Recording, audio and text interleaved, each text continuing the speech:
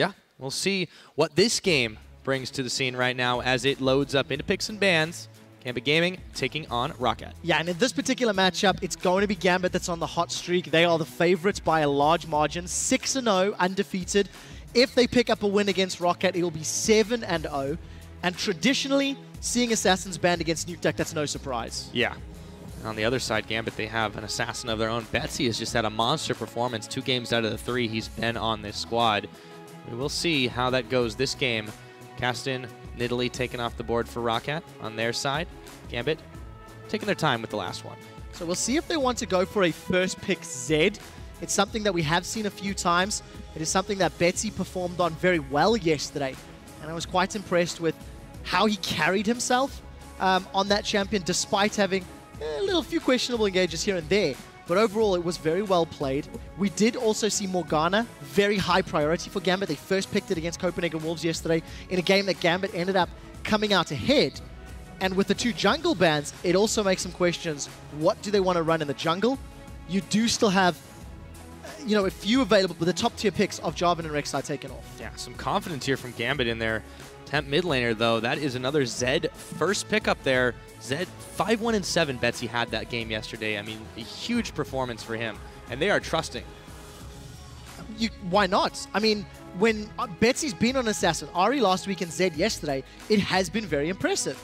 I think mechanically he's sound, and he's very clearly following the leaders of Caboshot and Edward. We heard last week, actually, how Gambit's main shot call is in-game. Our Caboshot and Edward, actually was Leviathan that was saying it. So we need to see if Betsy can keep up that rhythm and keep dealing with whatever place his opponents put in front of him. That will be the test indeed. Let's see what ROCCAT wants to take. Got about 15 seconds on that clock. I don't think it'll be Jungle Taric somehow. I don't think so either, but I think it's quite smart of them to lock in the Kalista, take that away from Pinoy. It is an AD carry that he's been trending towards, but for somebody like Pinoy, he also has pulled out the likes of Graves, done incredibly well with it. We've seen Tristana's doing fantastically. He ran that yesterday and just destroyed towers after being gifted a comfortable laning phase. So for Gambit to lock in the same duo lane, I think that's smart. The question for me is, what is Vander going to play? Thresh is still available. We've seen the Kalista plus Alistar do particularly well. Kalista plus Blitz has also done well. But these are champions we don't see Vander on all of the time. So we'll see what ROCCAT decide to pair with their AD carry. This will be the first time Woolite will have his hands on the Kalista. See what he makes of that one. Pinoy and Edward happy with their pickups there. Do want to see what ROCCAT do take next. It was a very, very early Kennen pickup for them. So Gambit, they have the potential to do the counter pick now. That does go in the top lane. We'll see what they go for. Yeah, it's going to be a tough question because ROCCAT is the team with their back against the wall. They're coming into this game 4 wins and 7 losses, sitting down at the bottom half of the European table.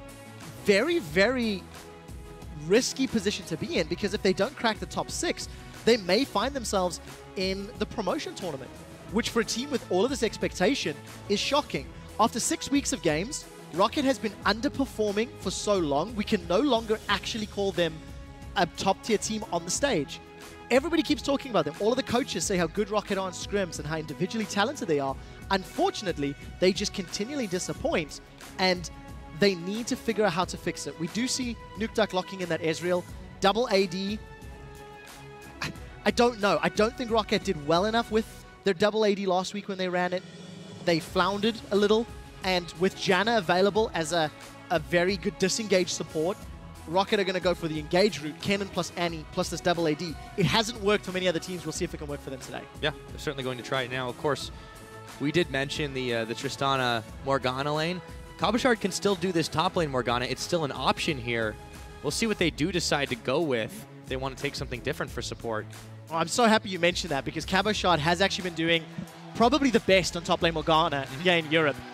We did see Pinoy hover the Victor. The only reason I want to call it out is he said to me before the game started, backstage, that he was going to play Victor. I know that's a lie, because Tristana's been locked in. But for Gambit, the Sejuani pick, Diamond's going to try to make it 2-0. It was the jungler that helped him and Gambit win IM Cologne. And despite the very early mid, let's try this again in English. Despite the very early laning phase on Sejuani, he scaled well, and he made his late game team fights work. Yeah, and then they do round that one out by, of course, taking the Janna. They've got the disengage now. They've got a little extra speed boost, and they are going to send the Morgana top once again. It is a little bit squishy of a comp, but of course, the Sejuani can go tanky. What does ROCCAT answer with, though, on their last pick here? I have absolutely no idea. They could go... I don't know what jungler. The only option for Jankos is going to be Lee Sin or Elise. Elise has fallen way out of favor, but for a jungler like Jankos, there's comfort picks. The fact that you've got Jarvan and Rek'Sai banned, taken away, that Diamond has opted for a Sejuani over a Lee Sin is just showing you the comfort. But I particularly like the options that Sejuani's going to give you. The engage, the disengage. You've got great split push. You've got great side lane control. The only risk for Gambit is they're very low on magic damage. So if ROCCAT are able to come out ahead in the laning phase, maybe they can make something work, but they've got a very squishy lineup. They've got this engage top and support with a double AD. Not a lot of peel, not a lot of protection. That's not an Alistar.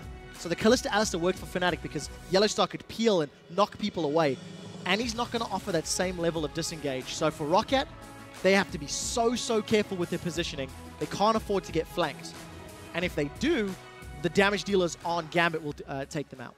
Yeah, it's a really tough proposition to be forced into in that regard. I really feel like Gambit, they played the pick and ban the way they wanted, and ROCCAT played the one that they expected Gambit to have as the coaches. They shake hands, they walk off stage there. I really think that ROCCAT are trying to outplay opponents and not necessarily play to their own strengths, and that could be a problem for them. It could be. On the other token as well, if they've gone for comfort picks, if they've gone for things that they've been practicing and at home in scrims and in solo queue, the comfort factor could help them out, but it's so important this laning phase. Yep, you've heard those calls now. It's time for you to make one of your own and let us know who you think came out ahead in the picks and bans. Tweet over at LOL Esports with the hashtag GMBWin or ROCWin. The crowd is hyped for this matchup. Gambit Gaming, 6 wins in a row. Can they make it 7, or will ROCCAT derail the hype train? Let's find out. Well, I think Gambit have got the tools to deal with ROCCAT. Janna is so powerful at getting rid of the Annie threat as well as the Kennen threat. On the condition that Gambit do not get insta-gibbed from a engage, you're instantly going to peel them away. All right, well, as we get into this one, let's hear what Vander has to say on what ROCCAT has been dealing with so far. I have big experience playing bot lane, Woolite 2, Nuke Duck, and Jankos, and Overpool doesn't have that much experience of the role, so I think it's easy for enemies to catch him off guard sometimes, because he still has to learn a lot of things, right? It's not that easy. I think that's a fair point to say. Vander discussing how Overpower's still learning the role, and it's true, we've seen Overpower had good games, we've seen Overpower have questionable games, but on Kennen, a little bit safer, a little bit of easier laning phase, so we'll see if he can get himself off to a good start today. Yes, we will see that indeed. This time on that Kennen matchup against Cabochard's Morgana. It's yet to be seen if we're going to get lanes the way we want them because, of course, Edward's actually backing away on the top side. A lot of warding here by ROCCAT to try and spy out what they can and get the lanes the way they want them. Yeah, for ROCCAT, I think they'd probably be looking for the 2v2. The threat of an Annie stun at low level, plus the strength of multiple Ren stacks is going to do very well. Keep in mind, Janna can obviously shield some of that damage and auto-harass back quite effectively, but I do feel that the Kalista will do better than a Tristana, so we'll see if ROCCAT can get their head-to-head lanes. Vision has not revealed anyone from Gambit yet, but ROCCAT making a relatively smart call and sending their duo bottom to face off against Edward and Pinoy. Pinoy helping out Cabochard with those Krugs. That will be the way they decide to start him. Diamond is hanging out on his bottom side as well to deal with that red buff early on. Pinoy and Eddie are not going to have anything to contend with just yet, as Vander and Woolite were a little bit late to the party. Yeah, and something that's also going to work into ROCCAT's favor. Edward has started boots once again on his support. You've got a lot of mobility on this Janna with her built-in Tailwind, in addition to getting the movement speed when she eventually scales W. But this offers 0 combat stats. So it's interesting to see Eddie playing aggressively in the lane, because if he gets caught by a stun, there is the risk of a lot of return damage from Woolite Vander. Yeah, they are playing this one out very confidently. We'll see if that bites them in the behind, as ROCCAT aren't pushing in too far to start this one off. Betsy and Nuke Duck will just trade a little bit of poke for each other. Seen a number of these mid lane Ezreals so far. Yanko's going to be moving down to his bottom side. Work on the Grom. Yeah, and Nukeduck's got to be so careful in that lane against Betsy. He's going to be able to farm safely, but once they get to level 6, Nukeduck needs to control that wave very effectively. And if his Arcane Shift is ever down, Betsy's going to have a relatively easy time setting up a kill against this AD carry. We do see in the bottom lane, though, Jankos is sniffing around. First Blood King, he wants more! Oh, he does indeed. Edward is very low. That First Blood is going to go over to Woolite. 1, 2, 3. Just like that. Yeah, those boots didn't help Edward walk it out fast enough. No, definitely not. All the mobility in the world doesn't help you if you can't dodge the skill shots, but let's also be fair, it was a flash stun from Vanda, easily set up by Jankos. And Pinoy and Edward, risky play, they get punished for it. And an easy first blood for ROCCAT. They've got a nearly 1,000 gold lead, which is a great start for a struggling team. Absolutely, and importantly enough, it's on Woolite too, who has really struggled to get going on a number of the champions he's played and a number of the matchups that they've had so far. So let's see maybe if that can be the tipping point for him. Well, we'll see if it works out. Edward has already returned to lane, got a number of wards to work with. But keep in mind, Diamond is really just looking to farm to 6. On the Sejuani, your low-level ganks are not particularly effective. Ooh, that's a lot of damage. Oh, yeah. Ren's not going to hurt quite as much just yet, but they were able to put a lot of spears in them all the same. Pinoy and Edward still very carefully having to play this one out. Vander and Woolite feeling very strong after that first kill. Yeah, level advantage in favor of ROCCAT. There is a massive minion wave building up that Pinoy and Edward are going to try last hit. We'll see how effectively Pinoy can make that work. He does, of course, have a skill in explosive charge, so that can make life a little difficult, getting all of the last hits. But again, we are expecting a similar sort of playstyle from Gambit that we saw yesterday from against Copenhagen Wolves. Time for Sejuani to scale, a little bit of a slower paced laning phase to mid-game, and then looking for big, heavy engages. You combine Sejuani plus Morgana, all of that CC and zoning gives Zed and Tristana all of the time they need to win fights around those objectives. By as much time as they can. Edward sees the Sentinel, clears that one away from inside of his own jungle. Speaking of the junglers, since that one gank, Yanko's been a little bit more quiet. This time he's back at base. It's Diamond who's going to be going back after that to shop. And you know, this isn't too surprising. We saw Diamond do this yesterday, but he really ramped it up in that early mid-game, I would say, and really was able to put a massive wallop the Copenhagen Wolves. Yeah, now something I do like from this Kalista Annie is the range that they can engage from. If you combo Fate's Call plus the Tibbers, Vanda's not entirely reliant on flash. So that's going to give ROCCAT, in theory, more options to look for stuns, more options to look for engages. The only thing they need to be careful of is they need to make sure they deal with the threats of Morgana and Sejuani. In straight-up 5v5s, I do feel the AoE CC that Gambit can put down, as well as the disengage power, will make ROCCAT's life a little more difficult. So positioning and timing is going to be so important. Yep. So are contesting the Raptors, it would seem. Jankos is just trying to take a few of those away from Diamond. He secures most of them up for himself, however. Gambit are perfectly happy to sit back for just a moment. They should scale reasonably well into this mid-game. But I want to see where they decide to make their big plays first. They typically haven't been contesting these really early dragons. They have a comp that scales pretty well into the late game as well off the back of the Tristana. But they also have been a much more proactive team than a lot of the other comps that have picked this particular champion up. So where do you think they'll make their first plays, Quick Shot? For Gambit, it's going to be whatever's available. Because they gave up First Blood bottom lane, and you've got Woolite who is, you know, farming up very effectively. He's going to get to his Blade of the Rune King relatively early on. For Gambit, it's about not hemorrhaging gold. So they may lose a couple of towers. On the condition, they can use the wave clear of Zed, Morgana, and Tristana to defend their inner turrets. They can then look to team fight later on. But for the time being, it's slow and patient. Gambit have traditionally not gone for dragons that are super risky this year. So I'm expecting more of the same. And you're going to have great split pushing potential from that Zed, and eventually even a Tristana with their great wave clear and relatively safe dueling abilities. They will indeed. Ward cleared out there. Pinoy and Eddie, again, they're still pushed a little bit further back, but you don't really expect to win a lane as Tristana, especially with the early action. You'd think they've been maybe a little bit cowed here, not wanting to go in. You don't know where Jankos is going to be. Although he is not hanging out in the Tri-Brush, Edward is going to eat the charm. Continuing to throw those spears out, though. Woolite pushes Pinoy back. So this is very good for ROCCAT. For a team that has not been able to do well in the early game throughout most of their previous matches. They've got CS advantages, however big or small, in every single one of their lanes. They've got 1,500 gold. They've got first blood. But I do feel that this is a testament to the team comp they've put together. They do have strong lanes. They've, with the exception of maybe Nukeduck. But what ROCCAT needs to do is they need to equate it to towers or to dragons. Because as a double AD comp, you can never afford to fall behind. So as long as they are maintaining touching distance or pushing Gambit further down, they're in a good position. They're going to try to do that, especially down on this bottom side.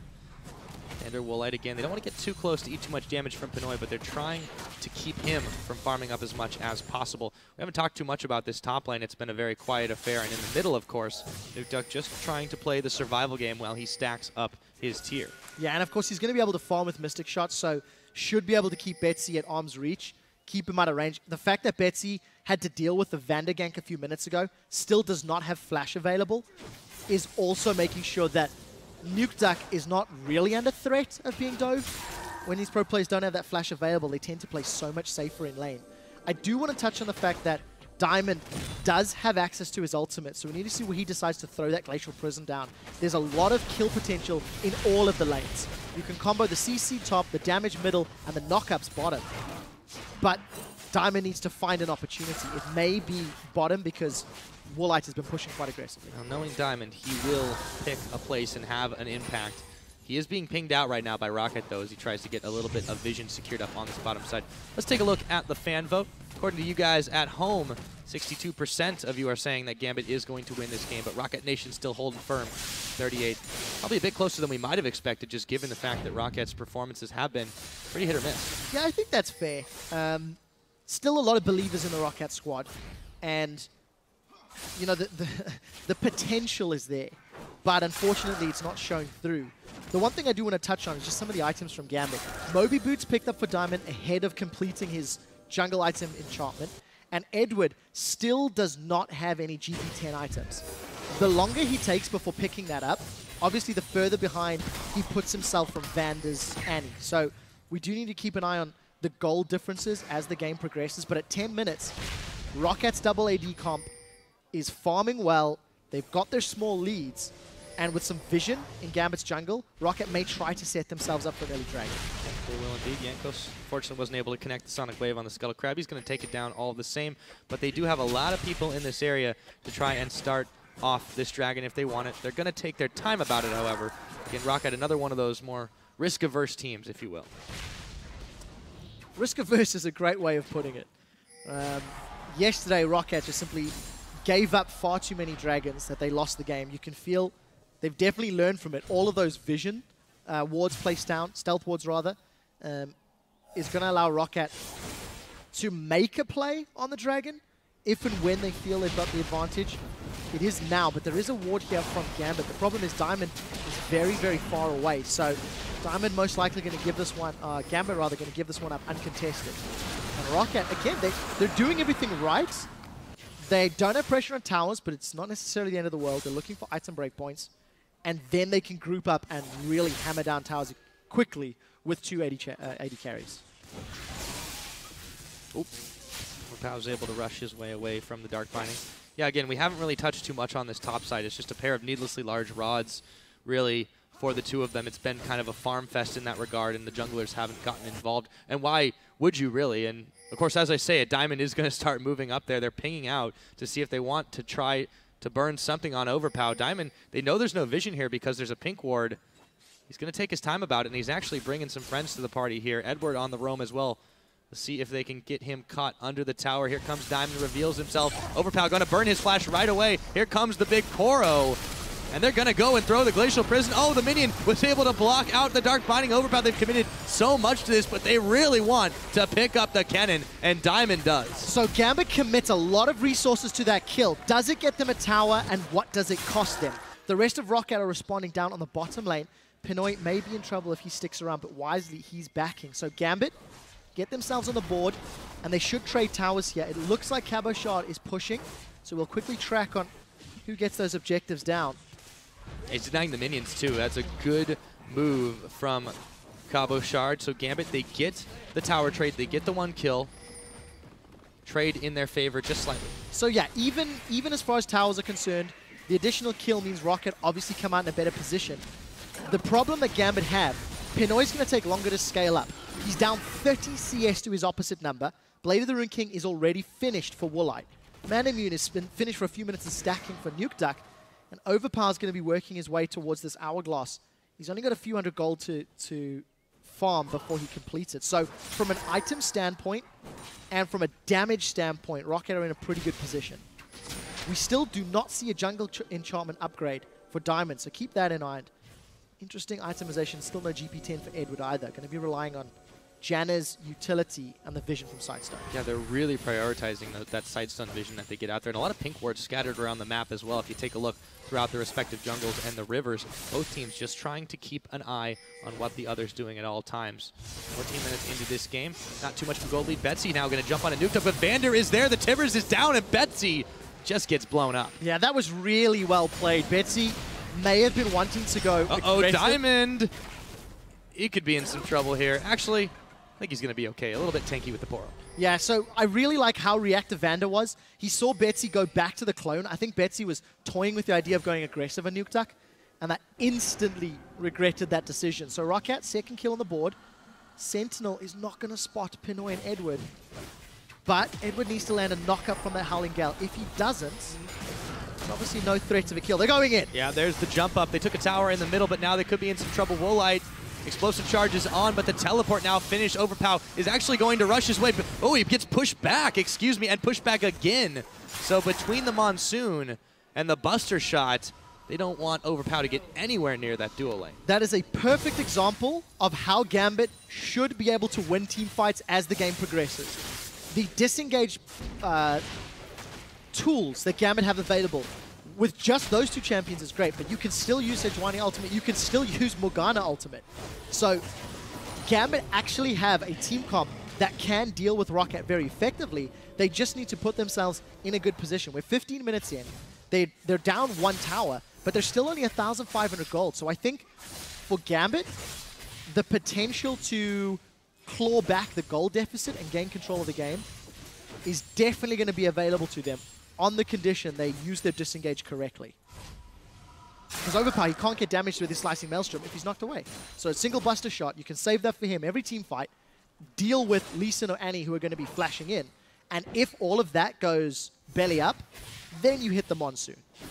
Yeah, that's pretty much the eject button for this Gambit squad. They have been able to pull that off once in the isolated situation.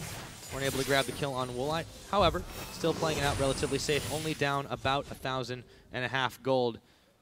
Gambit Gaming, though, hanging out closer to this bottom side. There's not much to take here because the Dragon's still a minute and a half away. Yeah, but look at the positioning for Gambit. They've grouped themselves up. Teleport is available for Cabochard, but he doesn't want to use it yet. And they're going to look for a pickup. They're going to go on Woolite. He's in trouble. Oh, they've jumped on him. He's going to hop away from the wall. They throw down the Glacial Prison. Hello! And they take him down. Cabochard, Pinoy, going to get the knockback on Vander. Style points awarded. And a kill. Another one goes over to Diamond Prox. A minute on this Dragon. Yanko's bailing out. You just got Pinoyed. The knockback after the flash was so well timed and executed. Gambit string together 2 kills. They should be able to get a tower, and in theory, the Dragon as well. We did see Cabochard actually teleporting top, so he's going to be defending that objective, and that is the absolute worst possible thing that could have happened for ROCCAT. Giving the kills over, they did both go to Diamond, of course, but that's not the end of the world. And this is just very smart play. You know, there's a lot of damage that can come out, and a lot of mobility. And Gambit just commit themselves fully to this dive. Once the damage threat is gone from Woolite, it's just easy cleanup. Yeah, I like how he jumps in first, then flashes, knowing he can knock it back into the team. Pick that one up. So really well played. 3 seconds on this Drake. It's going to be started up, but ROCCAT are already in position here. They're trying to clear out as much vision as possible. Gambit had moved away from this one. Weren't there to defend it after the fact, and the Dragon's being started. Yeah, but look at all of the vision that Gambit had placed down deep into ROCCAT's jungle. They should have information on the positioning.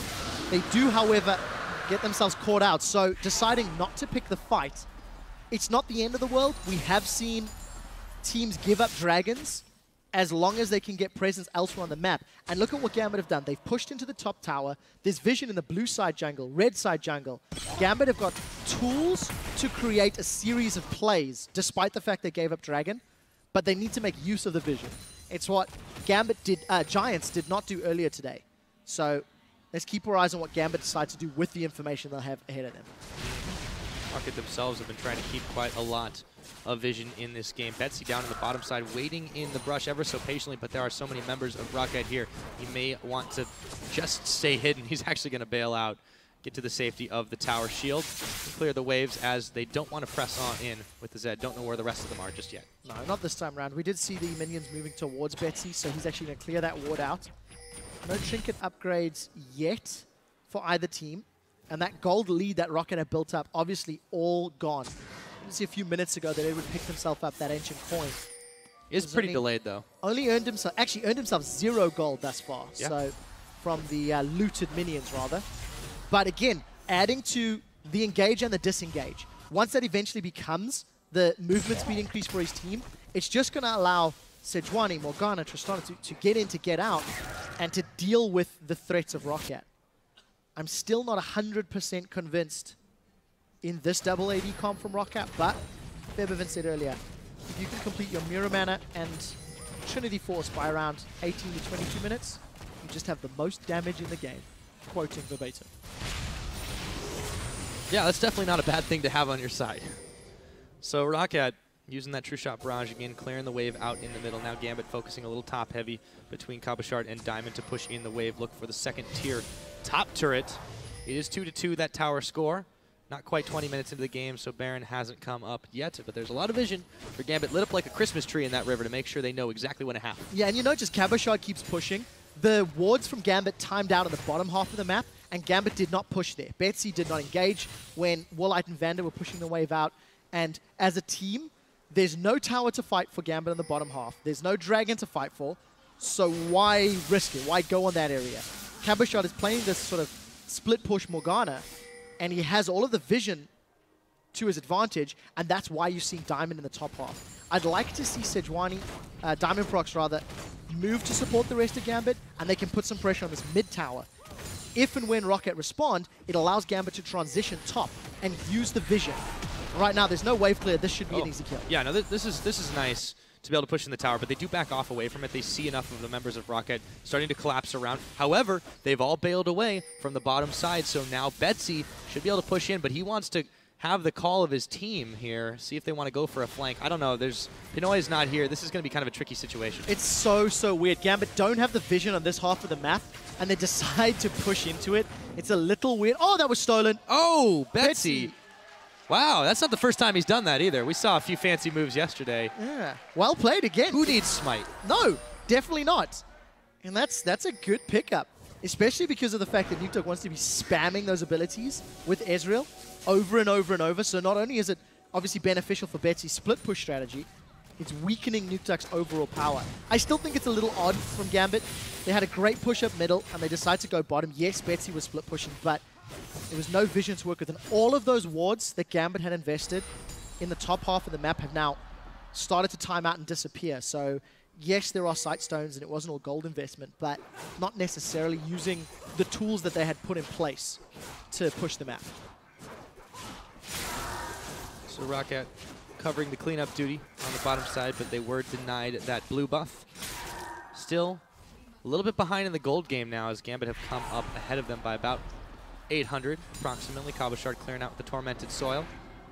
Looking to just keep pushing around and take towers where they can. Yeah, and you know what? I think for Gambit, they're going to be happy playing for the late game.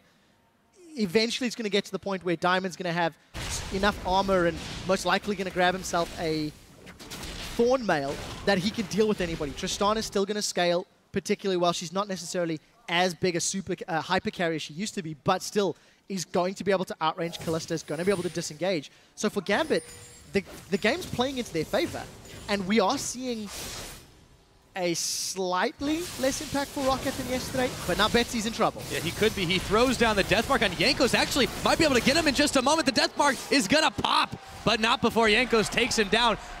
In a in a 1v3, that's the best thing that can happen for you, though. Bar none. What else can Gambit take from this? There is some wave clear from Woolite to the top lane, but Gambit finally going to take out the middle turret. Oh, and Cabashard's pushing top, so Gambit should push top. Oh, those fans are hype, man. A lot of love from the Irish fans down in the front of the squad. For this Gambit gaming team especially. Schluncher to you all. Cheers in Gaelic, of course. Ah, thank you for that. There we go. I just realized I lost. I'm just sitting there. I just realized I lost 80% of the I have no idea what's going on anymore. I probably butchered the pronunciation, though. That's okay. Quick shot. Everybody gets a few. Hey, no, they love it. Turning back to this one, we've got a dragon in about 10 seconds. You can see Gambit making moves for this. They've got the map control, but this is easily sighted out. There's so many wards here for ROCCAT that, you know, they've got eyes all around, but the thing is, they're looking pretty strong all the same. Yes, they are. Now, as long as Gambit don't get hit up by a multi-man Tibbers, which they cannot do because Tibbers and Slicing Maelstrom are not available, this means that Gambit have got more tools to win a team fight. And look at Diamond. He wants to throw Glacial Prison from the side, but ROCCAT have found him out. Yep. Connects on the Resonating Strike. However, Diamond's still big enough to be able to walk away from this one. They are trying to clear out the vision best they can. Here we go.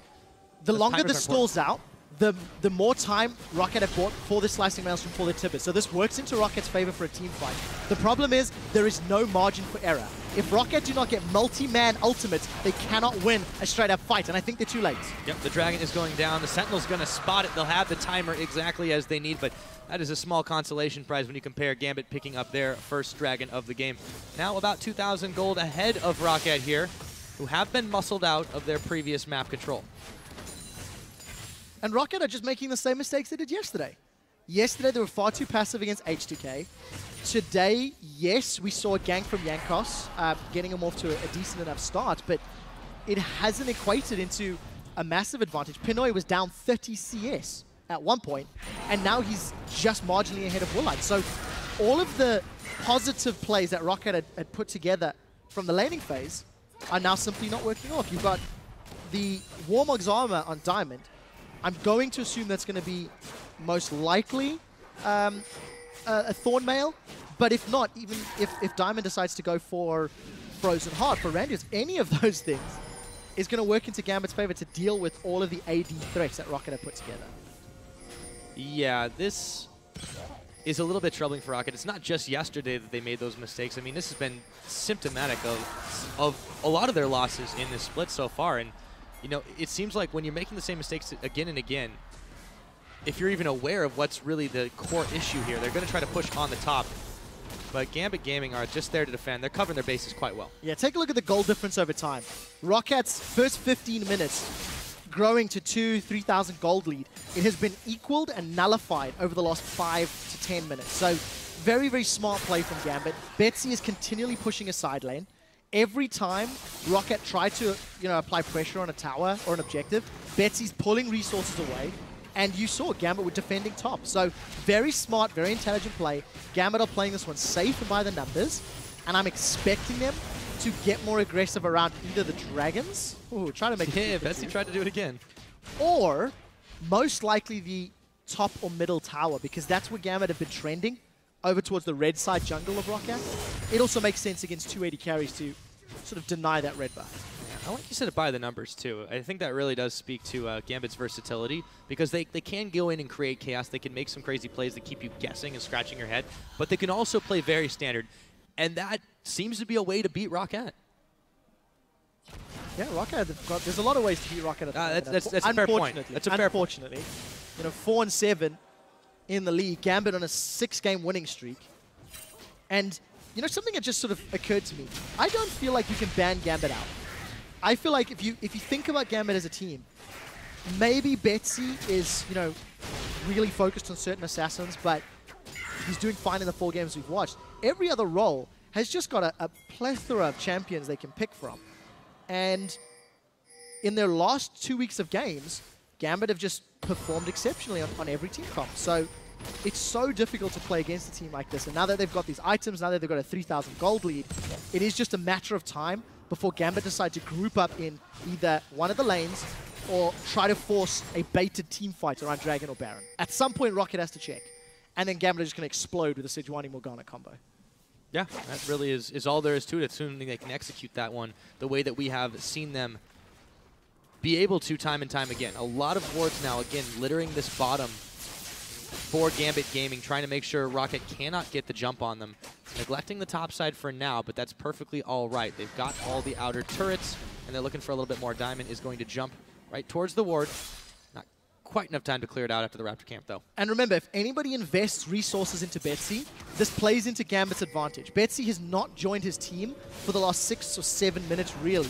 He's been stuck in that bottom lane, or he's chose to be in the bottom lane, pushing out over and over. So if we see Vander or Jankos come to help out and deal with this Zed threat, all of a sudden, Gambit have got threat in the top half of the map, on a turret, on a dragon, something like that. So at some point, the pressure from Betsy will either yield a tower, or it will yield a response from ROCCAT, and that opens up Gambit to doing numbers play elsewhere on the map.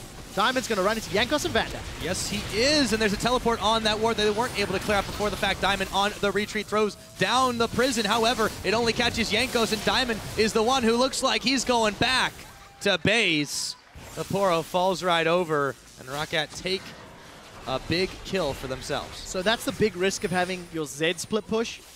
It takes him longer to respond than a teleport would. So unfortunately, Diamond runs into several members of ROCCAT, does give up a kill. It's not going to yield much because look at the waves top and bottom. It's pushing against ROCCAT so heavily. And with Nukeduck opting to use his True Shot Barrage mid lane, it means champions have to go deal with top or bottom. So having that tool available to control side lanes, Nukeduck has not necessarily been able to, at least in the last couple of minutes. But that's also a little unfair because Cabochard and Betsy have been pushing them out. It's a misplay from Gambit to get caught out there. Yeah, I think that's really the only way you can put it. Now, Woolite starting to scale up pretty well. You can see him hop, skip, and jumping around now that he's got his Hurricane. And, of course, the Silver Sash also for a little bit of extra escape. But Jankos wishes he had some of that himself. Deathmark is on. Betsy kicked back. The Deathmark still burning. And he is going to get popped at the red pit. And that's why Betsy's great on Assassins. I think he's finding perfect kills with the jungler down. Gambit should decide to bait Baron. They've got great vision in the pit. They can also turn in team fight. Buster Shot's about to become available. Glacial Prison's about to become available. I think this is smart from Gambit, but they should try to remain grouped. If Diamond gets caught out alone, there's a lot of CC and damage that can take him out. He's decided he wants the red buff, though. Yep, he's going to be pulling that one away. Light now, moving around, cautiously overpowering Vander are there. He's going to try to grab that red buff. Meanwhile, Gambit very silently taking this Baron. It is oh so low, and they do smite it on down. A little bit late to check, and here we go. The coin pop, they throw down the prison. Everyone is so slow to overpower, moving right back into the middle, and he's going to get Azanias at the very last second. Woline is able to pick up Pinoy in all of the chaos. It's actually a 1-for-1 so far, but they're not done yet. Exhaust is down. He's still kiting away, however. They can't find Woline, and a big shutdown comes from Vander as he picks up Betsy, a 2-for-1. But the Baron over to Gambit Gaming. Oh, still not done, Edward. No, living dangerously. Not the greatest of team fights from Gambit. They simply did not get the damage dealer threats down quickly enough. Despite playing ping pong with Overpower, I think the disengage was slightly stacked and they didn't get the most optimal knock away or knock back. So ROCCAT managed to get 2 kills on the board and push in for the inhibitor. Yeah, this is the decisive movement that they've been needing all game. The inhibitor very, very low. Gambit looking to try and answer back, but for still, there just isn't enough damage. Diamond going down. Nukeduck is able to pick him up and just poke him down. And ROCCAT now have found some momentum on their side. They've closed the gold gap. More importantly than that is the Baron buff's been taken off. I think that's 4 members of Gambit in total. Take a look at how the Buster Shot into the Monsoon knocks Overpower sideways and then down. Pinoy needed to have gotten rid of Overpower's cannon, I think, much earlier. That would have allowed Gambit to focus down Woolite. Because of the fact that they layered or stacked their disengage on top of one another, it allowed Woolite to just quite literally hop through the entire Gambit team, winning the team fight, setting up the play for the inhibitor. And then I'm just going to quickly double-check Gambit's members. Yeah, Cabochard's the only one with Baron as well as Edward, so 3 of them down. We'll see if they can use that to push the other lanes where there's no super minions. And in case you were wondering where exactly the Dragon did go after the fact, ROCCAT was able to pick that one up. You see it flash on your screen. That is number 3 for them, so they'll have even more mobility to kite around this Gambit squad. And yeah, 1,000 gold difference between these two teams. Now the Baron buff's only sitting on one member of Gambit for the next couple of minutes. Two, excuse me. Yeah, ROCCAT are still going to be in pretty good shape if they can control where Gambit are going on the map. I think that 5% movement speed for ROCCAT is really massive. If they are able to kite around the Dark Bindings and try to dodge the Glacial Prisons, that's how ROCCAT can win these team fights. You can see how quickly they can move around a map and take down towers. But for Gambit, they need to deal with the supers in the middle lane as well as the side lanes. Bottom is pushing towards Gambit's base. ROCCAT have got a numbers advantage in the top. So you've got this sort of paused button while Gambit wait for those super minions to stop spawning in the middle. It's not often you see the Baron empowered minions being the ones that are shoved back, but ROCCAT have done just yet. That they'll be able to back and keep themselves in a good map position here. 33.5 minutes into the game. They've started to grab control of this map themselves. Still quite a lot of wards on Gambit's side of their own, really, but that hasn't yielded them much up here.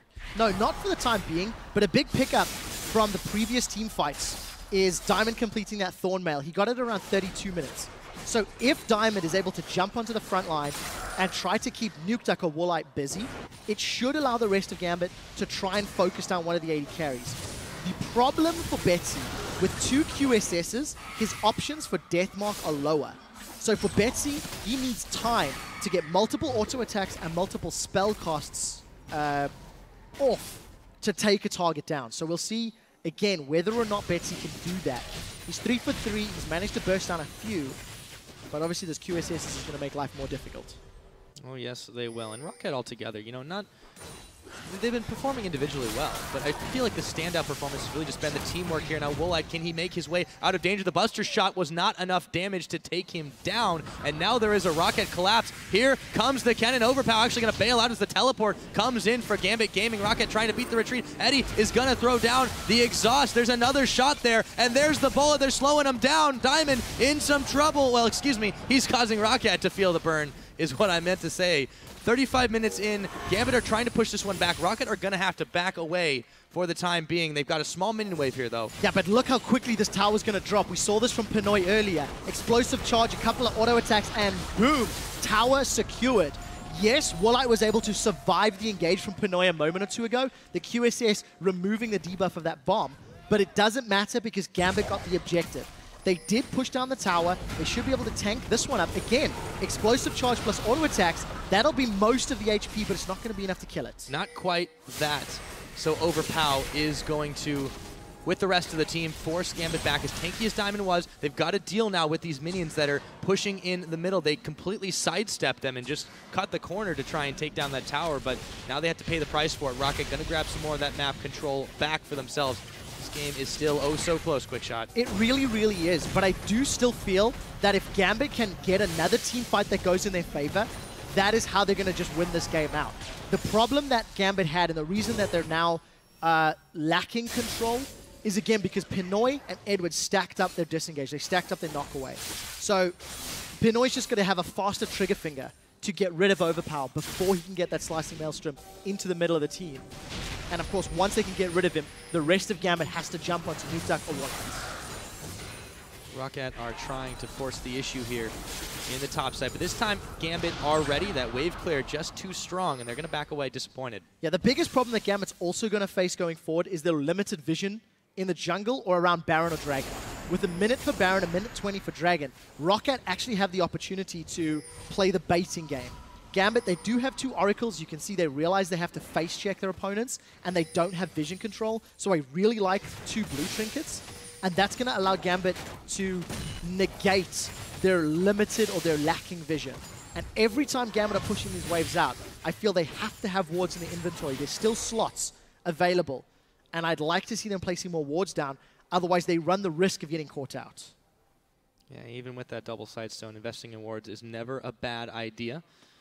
ROCCAT going to be roaming heavily together here. Overpower's not quite there. Nukeduck has really been getting off a lot of these pot shots, and that's what made Gambit think twice about some of these engagements. Yeah, but look, that was what, 2, 3 auto attacks and a Mystic shot. Diamond did not lose a whole lot of HP. It's true. So yes, Nukeduck is getting damage off, but it is against a Warmog's Giant Spell Thorn Mail. So Diamond just needs to run interference. He just needs to pull people away.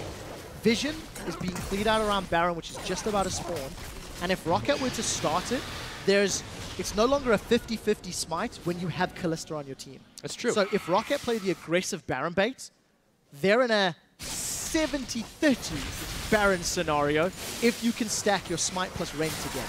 Well, I'm not going to attempt to do math again, but ROCCAT definitely have the advantage in that regard. Diamond is going to be wandering into the Baron pit. I don't know why he doesn't throw down anything to sweep it out. But Eddie, Betsy, they're trying to set up for some good positioning here. Meanwhile, though, Nukeduck is just going to be able to solo the Dragon. So as long as ROCCAT can drag Gambit around, they're perfectly happy here, and that is number 5. This is so scary for Gambit. With 1 Dragon left before ROCCAT get aspect of the Dragon, and all of the bonus attack damage and AP that comes with it, I'm still not 100% convinced that that alone will be enough. It's obviously going to be massively, massively effective.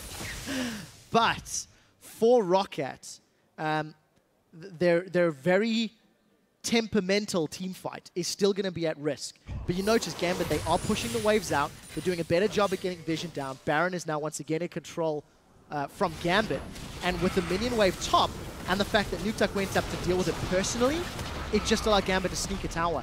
I really don't think Nukeduck is using his True Shot Barrage well enough to control side lanes while still being with his team. Yeah, these are 2 AD carries on these teams that just do drastically different things with regards to objectives and team fights. Pinoy, just such a massive tower detonation with that Tristana sitting on 3 items.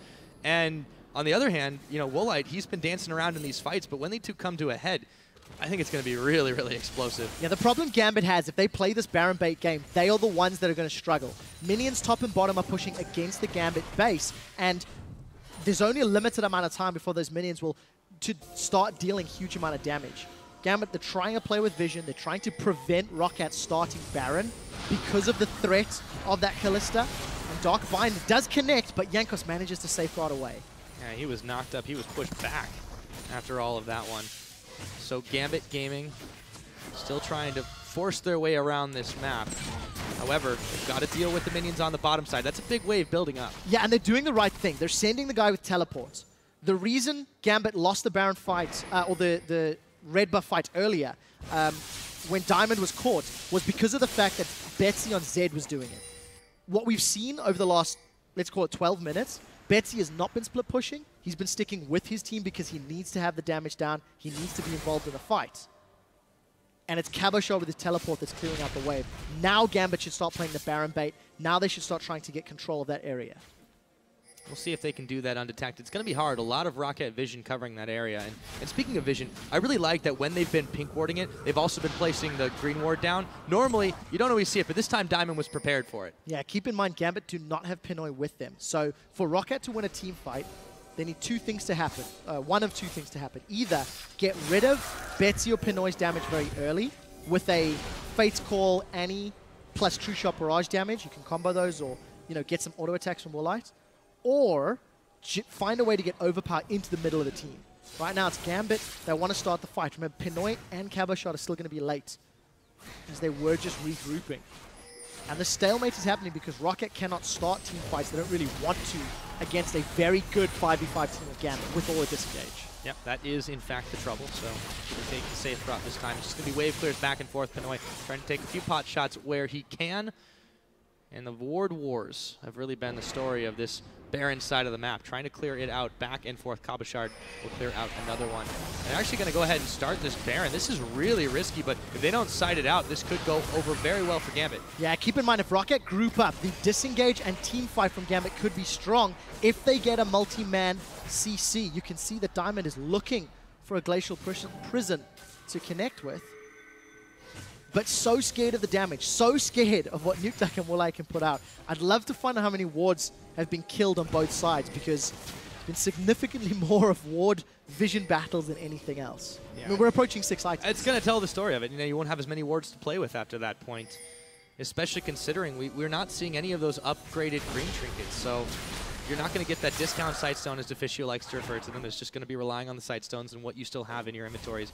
And it's going to make this game dynamic play out very differently in the very late game, which we're vastly approaching. It is, and you know, for Gambit, they got punished once with Betsy split pushing, and they've decided not to do it again, despite the fact that they've got all of the abilities to deal with a team fight 4 and 5. If they had just let Bitsy pull some threat and deal with those side lanes and relied on all of it disengage the rest of the champions, they could have dealt with a team fight. Instead, it's the Baron bait game. Flash is available for Vander and the stun.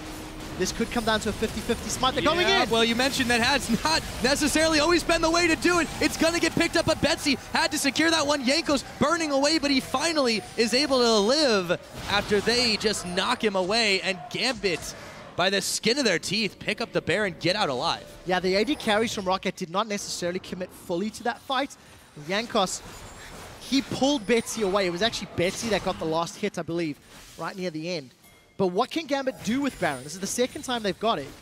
They're going to be the ones that, again, lose an objective after securing the Baron buff. Facial Prison available for Diamond. He may want to go in and see if he throws it out. Decides against it. You can kite for days with that Kalista. Woolite is proving to Diamond right now. He's going to get distracted by the Tibbers. For just a minute, 30 seconds on this Dragon. Gambit cannot afford to give it up. Aspect of the Dragon is available for ROCCAT. This is going to be their 5th Dragon, so I think it's smart of them to push out the bottom lane. What they need to do after this Dragon is secured is split push. They have to push the side lanes. It's very, very clear waiting to group of 5 is not yielding results because Gambit have not found members of ROCCAT to jump on. Oh, you got to be careful, Diamond. He's going to get the black shield on, but ROCCAT are going to back away. And you're right, it's such a tense situation for both these teams. Gambit cannot give up this Dragon, but they have to get back and defend their base, and there's also minions in the tower. Yes, if Gambit leave... Oh, overpass! Oh my goodness, he's going to throw down the Zhonya's at the last minute. They may have distracted Kabashard, though, is going to pick up the kill, and now Gambit are just rolling all over ROCCAT. 2 kills to none. They're bailing out of this one. They're still going to deal with the minions, but there is a lot of damage here for Gambit Gaming, and they've hit the gas pedal. Yeah, with Baron buff and the ability to just melt down these towers, we may see them push very, very quickly. Dragon is live, so we need to see if they can peel away to secure that. That entire setup started from a massive crit from Pinoy. He hit Overpower for around 600 damage, and then followed up with a Dark Binding. Overpower was instantly removed from the fight. That could have been very close. That could have been. But Gambit secure the 2nd Dragon, the tower pushing power. They have Baron, and they've got themselves a 5k gold lead, but you see how scary close those engages are. Yes, but crucially here, they denied ROCCAT that 5th one, the all-important 5th Dragon buff. Gambit are still, they're playing this out so dangerously, but they win on that gamble, and they're still in this one. They are, but you still don't feel like they're in control. Like no, it's really hard. It's a roller coaster of emotion here, Quick Shot. It's the 2nd Baron is about to time out. Gambit, yes, they got their 2nd Dragon. They delayed the 5th one. So there's another 5 minutes where they can be safe from giving that up. But Gambit still have an inner turret to take down. They still have not cracked the base of ROCCAT. So ROCCAT have got all of the damage in the world, and we're going to keep seeing these side lane pushes happening. We're going to keep seeing Nuke Dark and Woolite clearing out the waves, and Gambit looking for an opportunity to engage, but they've been very, very passive and slow. Yes, indeed they have. Baron buff's now gone for Gambit. Got their 2nd Dragon of the game, trying to muscle out Vision in this jungle. ROCCAT playing very, very cautiously back in their own base, and there is a tower up top that Gambit is hearing call its name. Now they're going to move back to mid, as I say it. And this is smart. This is what Gambit should have done, or should have been doing. Use the Vision in the jungle to switch between middle and top. It's what Deficio keeps praising SK for doing when they win their games, is having the ability to transition between objectives quickly and effectively. And when you combo a 6-item Tristana with a Janna shield, I mean, this tower should blow up. I mean, how low did that go? Down to 400 hit points out of 2,500. If Gambit had been doing that earlier, they could have got more control. And look at this. Now they get a minion wave top. So finally, they're adapting and learning, but it has taken quite a long time. Yeah, use those minion waves. The True Shot Barrage not going to take nearly enough of them out there. ROCCAT are here to defend this one, but they can clear it out so fast. They've got to find the fight, though. Everyone's health bars are starting to melt. The tower is already down. A pair of Zanya's hourglasses as Overpow is going to eventually get mopped up. He goes down, but they trade for Betsy. Diamond is coming up big here, and they also took out Vander at the very end of all that one. Gambit in a 4v3 can continue to push on. They've got another minion wave at the back. This Tristana just wrecking through these towers. Nuke Duck, he can't stick around. Inhibitor is going to go over to Gambit in just a moment. Yep, Down it goes. Very well played from Gambit. They stacked their disengage correctly. Vander tried to set up a fight, but he jumped flash straight into a Dark Binding. And once he was connected, Diamond, I think, caught 5 members of the Glacial Prison, which were all knocked back. So a very well-executed team fight from Gambit. They forced ROCCAT into a chokehold and then used their AoE disengage to stay alive. The first rule of lane warfare, do not group up. Quick shot, let's take a look at how that happened. I really hope this goes slow. So 4 members caught from Glacial Prison. Jankos was down at the bottom. But notice how the entire team of ROCCAT is pushed away thanks to Monsoon. And then, of course, you've got the rest of Gambit focusing down one target at a time. Pinoy is finally able to go aggressive thanks to the zoning and the presence that Betsy put on the map. Gambit play out their 5v5 team fight the way it was designed and show you the weaknesses of ROCCAT's team fight. ROCCAT should not be in a straight-up battle like that. They look to catch somebody off guard, catch somebody flanking, and Overpower being, disengaged obviously meant they couldn't do that. Now, Gambit, they've let the moment take a breather, but they grab themselves that inhibitor. They're starting to get the map pressure out that they really need. The wards, a lot of them have started to expire. We've seen a lot less wards being placed down after the slots have started to fill up here. Gambit Gaming on the offensive still, but ROCCAT, it's a slow offensive. Very slow. It's a slow offensive, but what is good to note, yes, we're 50 minutes into the game. It's not been particularly exciting, but neither team has made massive mistakes. You could optimize their way they play, right? So if you look at the game holistically, ROCCAT have not necessarily played bad. They've not necessarily been caught out of position, but you could have done things slightly better. And it's good to see ROCCAT actually putting up a bit of a fight, because yesterday against H2K, they didn't even do that. Yesterday against H2K, it just felt like they were waiting to lose, if that makes sense. Whereas here, ROCCAT have been more aggressive. They have been more proactive. Unfortunately for them, this double AD comp just did not have the ability to 5v5. And now Gambit pushing in for a second inhibitor. This one nearly uncontested. Yeah, they just do so much damage to it, even if ROCCAT can push them back immediately. Pinoy is really the secret ingredient to this tower pushing success. That Tristana full build right now just absolutely destroys structures. Demolitions expert coming in here. Now, ROCCAT, they have to deal with the minions on the top, but there's still the threat in the middle. They can't give anything up. Yeah, super minions pouring into ROCCAT's base. Gambit doing a good job of playing the map. Super minions top, there's normal minions in the bottom lane. Once Gambit take this inhibitor, the safe play is to roll around bottom, grab the tower, grab that inhib, and then peel back for Dragon. We'll see if they decide to do that. It's 30 seconds before the next Dragon spawns. Yes, ROCCAT, they keep trying to make plays to save the day here, but it's just not happening. And you take a look at Edward and Betsy backing away. They're going to actually take their time about this one. They can roll bot, but they can also take their time if they want. 22 seconds on the next Dragon. Baron is now live. ROCCAT, they're just a little slow to respond. You actually see a couple members of Gambit hanging out by this Baron pit to make sure that it doesn't happen without any contention. Yeah, that's definitely a smart play, and again, just absolutely safe.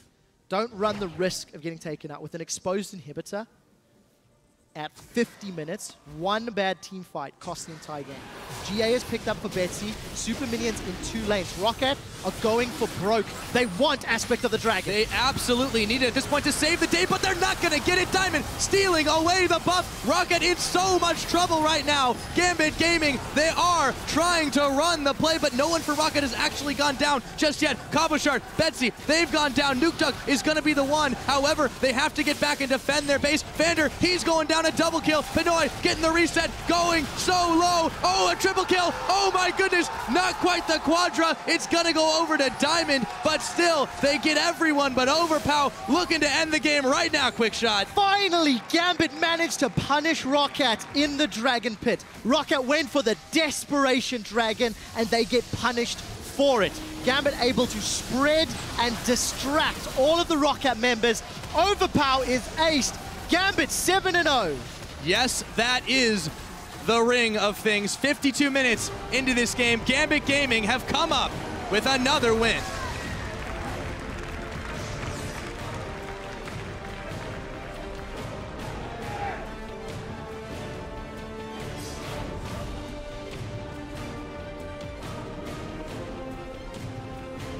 And who would have thought, after going down 5 games to open the split, they have thundered back with 7 in a row, as you said.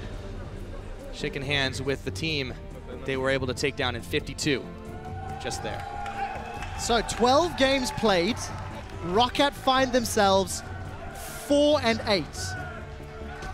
Gambit, though, massive fan support. Oh, And yes. rightfully so. I mean, 7 games in a row. How can you not love these guys? Hashtag 13-5 the dream. With every game played, I believe it more. And Woolite is just destroyed. Yeah, I mean, that face says it all, man. But these fans are just loving this Gambit team and what they are doing week in and week out.